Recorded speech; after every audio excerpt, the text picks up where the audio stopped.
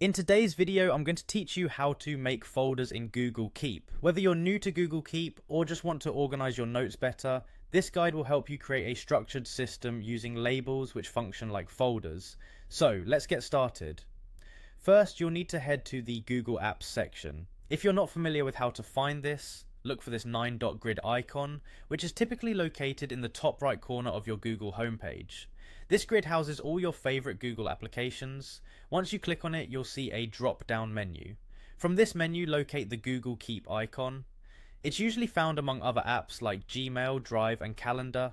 Don't worry if it's not immediately visible, you might need to scroll down a little or click more to expand your options. Once you've found the Google Keep icon, click on it to open Google Keep. This is where you can start organizing your notes into folders.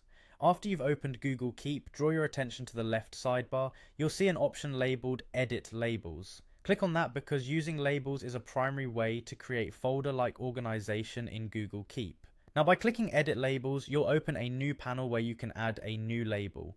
Think of labels as your folders. They're essentially categories into which your notes can be sorted. So go ahead and create a new label by typing a name for it in the text box provided. You might name it something relevant like work, personal, or whatever suits your needs. Remember, a clear labeling strategy will significantly enhance the efficiency of your organization.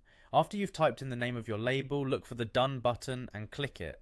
This action will save your new label and facilitate its use across your notes. The next step is linking this label to your notes. To do this, go back to your main screen in Google Keep where all your notes are displayed. Select one of the notes you want to organize. With the note selected, find the More icon, which looks like 3 vertical dots. This icon gives you additional options.